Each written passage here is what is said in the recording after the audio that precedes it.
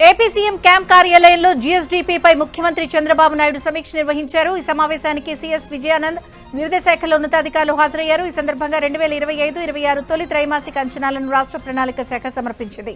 సుస్థిర ఆర్థిక వ్యవస్థ నిర్మాణానికి సీఎం చంద్రబాబు దిశానిర్దేశం చేశారు. జాతీయ సగటున రాష్ట్ర వృద్ధి రేటు దాటిందని, జీఎస్డీపీ తొలి త్రైమాసికంలో 2 అంకెల పురోగతి సాధించామని సీఎం చంద్రబాబు తెలిపారు. గతేడాది కన్నా మెరుగైన ఫలితాలు, 10.5% వృద్ధి నమోదైనట్లు చెప్పారు. గత ప్రభుత్వం చెత్తపై పన్ను వసూలు చేసింది కానీ చెత్తను తొలగించలేదని మంత్రి నారాయణ అన్నారు. 85 లక్షల మెట్రిక్ టన్నుల చెత్తను తరలించకుండా అలాగే వదిలేశారని విమర్శించారు. ఇవాళ నంద్యాల జిల్లా డోన్లో డంపింగ్ యార్డ్ను మంత్రి నారాయణ, డోన్ ఎమ్మెల్యే కోట్ల సుజాతమ్మ పరిశీలించారు. గత ప్రభుత్వం వదిలేసిన చెత్తను అక్టోబర్ 2 లోపు రీసైక్లింగ్ చేస్తామని మంత్రి తెలిపారు. 2014-19లో చంద్రబాబు 10 వేస్ట్ ఎనర్జీ ప్లాంట్స్ ఇచ్చారని, అవగాహన లోపంతో వైసీపీ ప్రభుత్వం 8 ప్లాంట్లను నిలిపివేసిందన్నారు. గత ప్రభుత్వం చేసిన 10 లక్షల కోట్ల అప్పులను కడుతూ సూపర్ 6 పథకాలను అమలు చేస్తున్న ఘనత చంద్రబాబుకే దక్కుతుందని మంత్రి నారాయణ అన్నారు.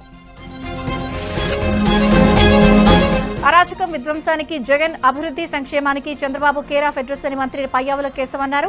రాయలసీమ ప్రాంతంలో వైసీపీ పూర్తిగా పట్టు కోల్పోయిందన్నారు. అనంతపురంలో బుధవారం సూపర్ 6 సూపర్ హిట్ విజయోత్సవ సభ నిర్వహించనున్నట్లు మంత్రి తెలిపారు. టీడీపీకి పట్టున్న రాయలసీమలో మరింత పట్టు బిగించేలా సభ జరుగుతోందని చెప్పారు.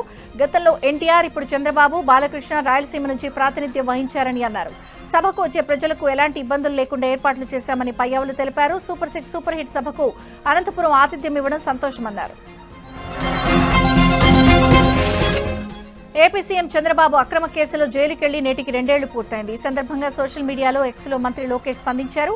సరిగ్గా 2 ఏళ్ల క్రితం ఇదే రోజున నా తండ్రిని అక్రమంగా అరెస్ట్ చేశారని, ఇది తన కుటుంబానికే కాదు ప్రజాస్వామ్యానికి నల్ల అధ్యాయమని అన్నారు. నాటి బాధ మాలో ఇంకా ఉందన్నారు.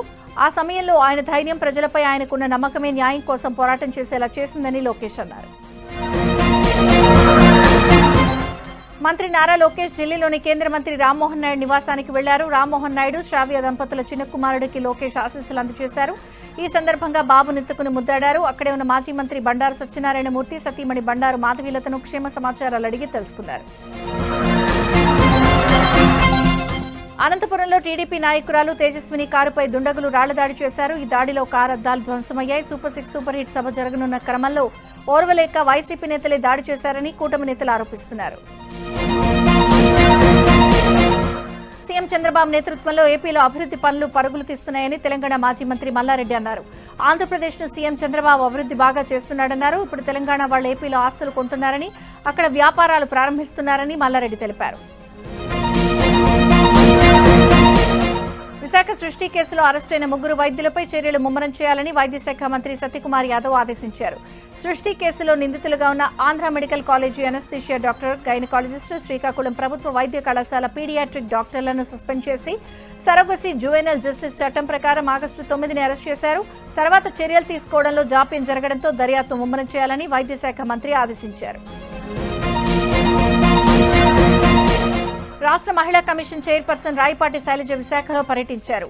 కేజీహెచ్ ఆవరణలో ఉన్న వన్ స్టాప్ సెంటర్లో పోక్సో కేసు బాధితురాల్ని పరామర్శించారు. విశాఖలో జరిగిన సంఘటన దురదృష్టకరమని రాయపాటి శైలజ అన్నారు. రాష్ట్రంలో ఆడపిల్లల భద్రత కోసం ప్రత్యేకంగా అవగాహన సదస్సులు నిర్వహిస్తున్నామని, అయినా కొన్ని చోట్ల దురదృష్టకర ఘటనలు జరగడం బాధాకరమన్నారు. మైనర్స్పై అఘాయిత్యాలకు పాల్పడిన వారికి శిక్షలు పడాలని శైలజ అన్నారు.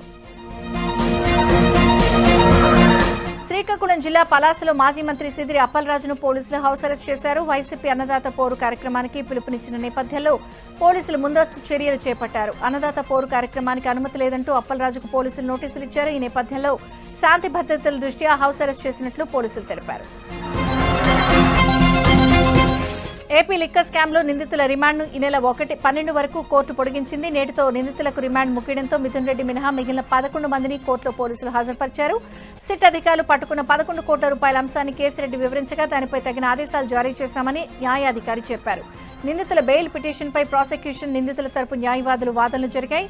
డిఫాల్ట్ బెయిల్ పిటిషన్లపై ఈ నెల 11న హైకోర్టులో విచారణ ఉందని న్యాయవాదులు తెలపడంతో ఈ నెల 12 వరకు నిందితులకు కోర్టు రిమాండ్ పొడిగించింది.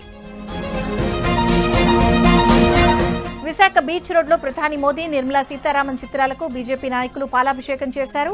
జీఎస్టీ సంస్కరణలతో అన్ని వర్గాల ప్రజలకు లబ్ధి చేకూర్చారంటూ మోదీ, నిర్మలా సీతారామన్ కు కృతజ్ఞతలు తెలిపారు. ఈ కార్యక్రమంలో బీజేపీ రాష్ట్ర అధ్యక్షుడు మాధవ్ ముఖ్య అతిథిగా పాల్గొన్నారు. ఈ నెల 22 నుంచి నూతన జీఎస్టీ విధానాలు అమల్లోకి వస్తాయని మాధవ్ తెలిపారు. వైసీపీ తలపెట్టిన అన్నదాత పోరు కార్యక్రమాన్ని సత్యసాయి జిల్లా కదిర్లో రైతులు ఏమాత్రం పట్టించుకోలేదు. నిరసన కార్యక్రమంలో ఒక్క రైతు కూడా కనిపించకపోవడంతో వైసీపీ నేతలు తీవ్ర నిరాశ చెందారు. పోలీసులు అనుమతులు ఇవ్వకపోయినా వైసీపీ మాజీ ఎమ్మెల్యే అత్తార్ చాంద్ బాషా నేతలు హల్చల్ చేశారు. బైక్ ర్యాలీ చేపట్టి నానా హంగామా చేశారు. ఆర్డీఓ కార్యాలయానికి గుంపుగా వెళ్లి వైసీపీ నేతలు వినతి పత్రం అందజేశారు. అయితే రైతుల కోసం ఏర్పాటు చేసిన కార్యక్రమంలో జగన్ జపం చేయడంపై ప్రజలు ఆగ్రహం వ్యక్తం చేస్తున్నారు. వైసీపీ పాలనలో రైతులను ఏమాత్రం పట్టించుకోని వైసీపీ నేతలు ఇప్పుడు మొసలి కన్నీరు కారుస్తున్నారని విమర్శిస్తున్నారు. నెల్లూరు జిల్లా రాపూరు ఆర్టీసీ డిపోను ఇవాళ ఏపీఎస్ఆర్టీసీ ఎండీ ద్వారకా తిరుమలరావు సందర్శించారు. రాపూరు ఆర్టీసీ డిపో పరిసరాల్లో RTC Nellore zonal chairman Sannapureddy Suresh రెడ్డితో కలిసి మొక్కలను నాటారు. రాపూరు డిపోలో పనిచేస్తున్న ఉత్తమ ఉద్యోగులను అభినందించారు. ఏపీకి 1050 ఎలక్ట్రిక్ బస్సులు మంజూరయ్యాయని, మరో 300 బస్సుల ఏర్పాటు కోసం ప్రయత్నిస్తున్నామని ద్వారకా తిరుమలరావు తెలిపారు. పల్లె వెలుగులో కూడా ఏసీ ఎలక్ట్రిక్ బస్సులు రాబోతున్నాయని చెప్పారు. ఎలక్ట్రికల్ బస్సుల్లోనూ స్త్రీ శక్తి పథకం అమలు చేస్తామని ఆయన అన్నారు.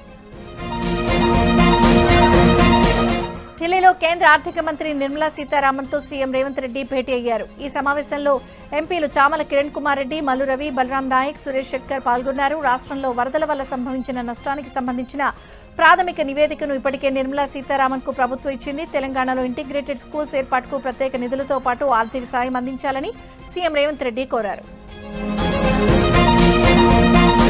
రాష్ట్రంలో ప్రతి గ్రామానికి రోడ్డు సౌకర్యం కల్పించాలనే ఉద్దేశంతో రహదారుల అభివృద్ధి చేస్తున్నామని డిప్యూటీ సీఎం భట్టి విక్రమార్క అన్నారు.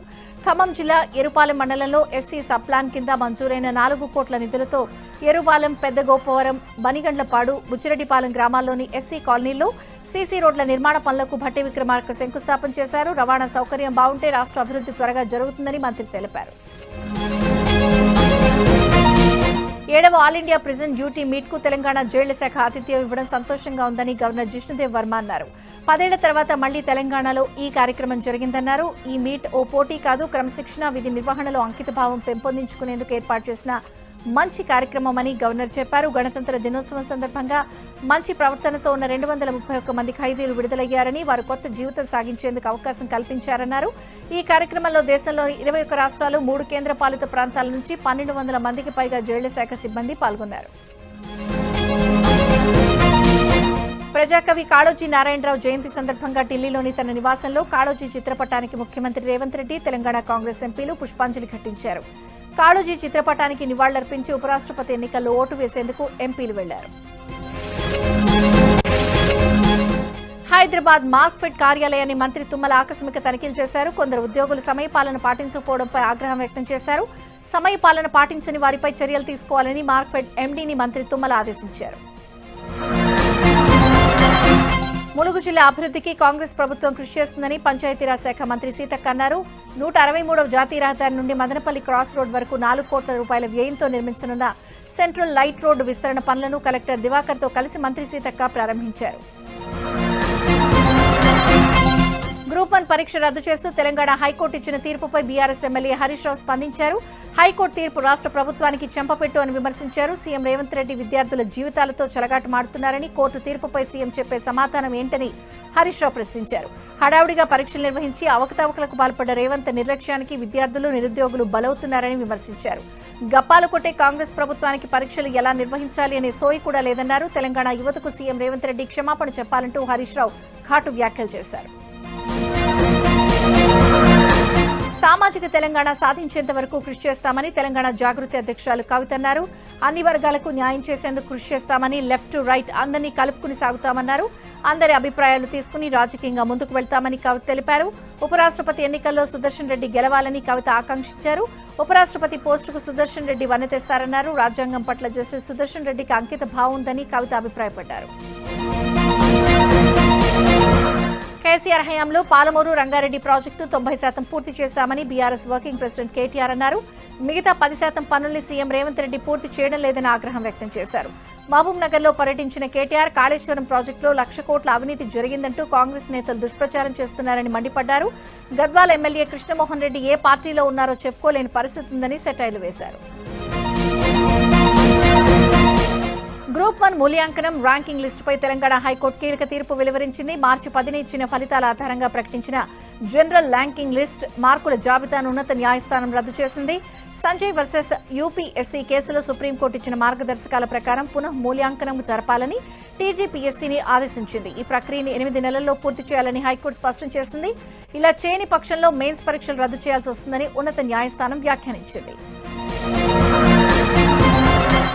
MVSR engineering college 2025 graduation day ఘనంగా నిర్వహించారు. నాదర్గుల్లో మాతృశ్రీ ఎడ్యుకేషన్ సొసైటీ ఇంజనీరింగ్ కళాశాల ఆధ్వర్యంలో ఈ ఏడాది గ్రాడ్యుయేషన్ డేను ఘనంగా నిర్వహించారు. ఈ కార్యక్రమంలో తెలంగాణ ఉన్నత విద్యామండలి అధ్యక్షులు professor Balakrishna Reddy, college chairman Kashyap, డైరెక్టర్లు, ప్రిన్సిపల్ పాల్గొన్నారు. ఇది విద్యార్థుల కృషి, ఆత్మవిశ్వాసం, విజయ వేడుకలని బాలకృష్ణారెడ్డి అన్నారు. విద్యార్థులంతా బాగా చదివి ఉన్నత శిఖరాలు అధిరోహించాలని ఆకాంక్షించారు. సత్యసాయి జిల్లా పుట్టపర్తిలో జిల్లా కలెక్టర్ టీఎస్ చేతన్ పర్యటించారు. పలు గ్రామాల్లో రైతులతో సమావేశమై పంటలు స్థితిగతులను తెలుసుకున్నారు. ప్రధానంగా పుట్టపర్తి మండలం పెడపల్లి గ్రామంలో యూరియా సరఫరాలో రైతులు ఎదుర్కొంటున్న సమస్యలను పరిశీలించారు.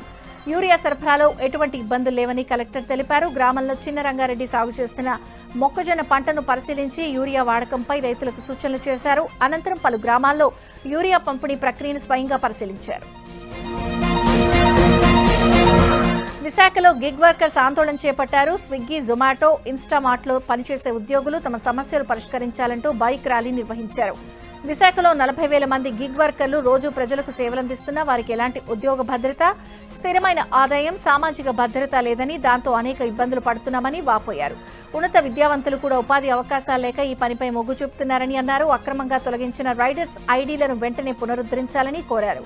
కనీస శాశ్వత వేతనం, ఇన్సెంటివ్స్ వంటి పలు డిమాండ్లను పరిష్కరించాలని గిగ్ వర్కర్లు కోరుతున్నారు. ఏలూరు జిల్లా ద్వారకా తిరుమల చినవెంకన్న ఆలయ వసతి గృహాల అద్దెలను స్వాహా చేసిన ఓ శాశ్వత ఉద్యోగిని అధికారులు సస్పెండ్ చేశారు.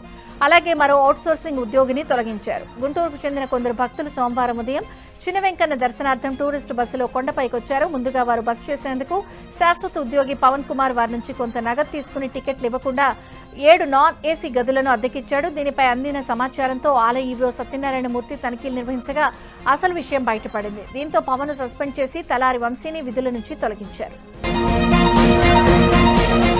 రంగారెడ్డి జిల్లా కట్టాల్ మండల కేంద్రంలో భూ నిర్వాసితుల రిలే నిరాహార దీక్షలు చేపట్టారు. నిబంధనలకు విరుద్ధంగా నిర్మిస్తున్న బీదర్ పవర్ గ్రిడ్ అలైన్మెంట్ మార్చి పేద రైతుల భూములను కాపాడాలని బాధిత రైతులు డిమాండ్ చేశారు. మండల కేంద్రానికి 10 నుంచి 15 కిలోమీటర్ల దూరం నుండి నిర్మించాల్సిన లైన్ 100 మీటర్ల దూరం నుండి నిర్మాణం చేపడుతున్నారని రైతులు తెలిపారు. దీనివల్ల ఫ్యూచర్ సిటీ అభివృద్ధికి అవరోధంగా మారుతుందన్నారు. ప్రజల శ్రేయస్సు దృష్ట్యా కట్టాల్ మండలాన్ని కాపాడాలని వారు కోరారు. అలైన్మెంట్ మార్చకుంటే ఆందోళనలు ఉధృతం చేస్తామని హెచ్చరించారు. వికారాబాద్ జిల్లా పరిగిలో రైతులు రోడ్డెక్కారు. 4 రోజులుగా విద్యుత్ సరఫరా ఆగిపోయిందని ఫిర్యాదు చేసిన అధికారులు పట్టించుకోలేదని హైదరాబాద్ బీజాపూర్ హైవేపై రాస్తారోకో నిర్వహించారు. వెంటనే మరమ్మతులు చేసి విద్యుత్ అందించాలని డిమాండ్ చేశారు. రైతుల ధర్నాతో హైవేపై రాకపోకలకు తీవ్ర అంతరాయం ఏర్పడింది. పోలీసులు ఘటనా స్థలానికి చేరుకుని రైతులకు నచ్చజెప్పే ప్రయత్నం చేశారు. సిద్దిపేట జిల్లా గజ్వేల్లో యూరియా కోసం మహిళలు కొట్టుకున్నారు. గజ్వేల్ వ్యవసాయ మార్కెట్లో యార్డ్లో యూరియా కోసం క్యూ లైన్లో నిల్చున్న మహిళల మధ్య గొడవ తలెత్తింది. దీంతో మహిళలు చెప్పులతో కొట్టుకున్నారు. రోడ్డు విస్తరణ పనుల్లో భాగంగా తెలంగాణ సీఎం రేవంత్ రెడ్డి స్వగ్రామంలోని ఇంటి ప్రహరీని అధికారులు కూల్చివేశారు. నాగర్ కర్నూలు జిల్లా కొండారెడ్డిపల్లిలో రహదారి విస్తరణ పనులు జరుగుతున్న క్రమంలో రోడ్డుకు అడ్డంగా ఉన్న రేవంత్ ఇంటి ప్రహరీతో పాటు మరో 43 మంది ఇళ్లను కూల్చేశారు. ప్రస్తుతం సీఎం ఇంటి వద్ద అధికారులు మరమ్మతులు చేపట్టారు. నకిలీ పత్తి విత్తనాలు రైతులను నట్టేట ముంచుతున్నాయి. పంట వేసి 2 నెలలు కావస్తున్నా పత్తి మొక్కలు ఎండిపోతున్నాయి. పెద్దపల్లి జిల్లా కాల్వ శ్రీరాంపూర్ మండలంలోని మల్యాల గ్రామానికి చెందిన ఉల్లి సదయ్య అనే రైతు 2 ఎకరాల కౌలుకు తీసుకుని పత్తి పంట సాగు చేశాడు. పత్తి మొక్కలు నాటి 2 నెలలైనా పూత కాపు రాక పంట పూర్తిగా ఎండిపోయింది. పెట్టుబడి పెట్టి పంట సాగు చేసినా ఫలితం లేకుండా పోయిందని ఆ రైతు ఆవేదన చెందుతున్నాడు. నకిలీ పత్తి విత్తనాలు కావడం వల్లే పంట ఎండిపోయిందని వాపోయాడు. ప్రభుత్వం స్పందించి తనకు నష్టపరిహారం ఇవ్వాలని కోరుతున్నాడు. ఉపరాష్ట్రపతి ఎన్నికల్లో ఎన్డీఏ కూటమి అభ్యర్థి సిపి రాధాకృష్ణన్ గెలుపొందారు. మొత్తం 781 మంది సభ్యులకు గాను 768 మంది పార్లమెంట్ సభ్యులు ఓటు హక్కు వినియోగించుకున్నారు. బీఆర్ఎస్, బీజేడీ, శిరోమణి అకాలీదళ్ సభ్యులు ఓటు వేయలేదు. ఉపరాష్ట్రపతి అభ్యర్థులుగా ఎన్డీఏ తరపున సిపి రాధాకృష్ణన్, విపక్షాల ఉమ్మడి అభ్యర్థి జస్టిస్ బి సుదర్శన్ రెడ్డి పోటీ చేశారు. ఆవిడ మహిళా సర్పంచ్, కానీ ఆ పనిలో కిక్కు దొరక దొంగతనాల బాట పట్టింది. టైం దొరికినప్పుడల్లా చోరీలు చేస్తూ ఆ కిక్కే వేరప్ప అంటూ ఎంజాయ్ చేసింది.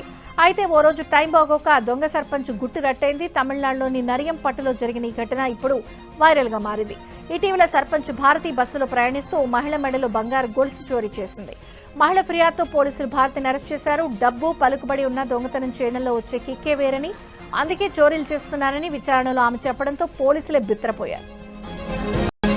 భారతిపై ట్రంప్ సలహాదారు పీటర్ నవారో మరోసారి నోరు పారేసుకున్నారు. వాణిజ్యం విషయంలో భారత్ దారికి రావాల్సిందేనన్నారు. రష్యా చైనాలతో పొత్తు పెట్టుకోవాలి అనుకుంటే భారత్కు మంచి ముగింపు ఉండదంటూ తీవ్ర వ్యాఖ్యలు చేశారు. అగ్రరాజ్య మార్కెట్లు తమకు అవసరమనే విషయాన్ని ఆ మూడు దేశాలు గుర్తిస్తాయంటూ భారత్, రష్యా, చైనాను ఉద్దేశిస్తూ వ్యాఖ్యానించారు. ఈ సందర్భంగా రష్యా చమురు కొనుగోలు చేస్తూ ఉండటంపై మరోసారి అక్కసు వెళ్లగక్కారు.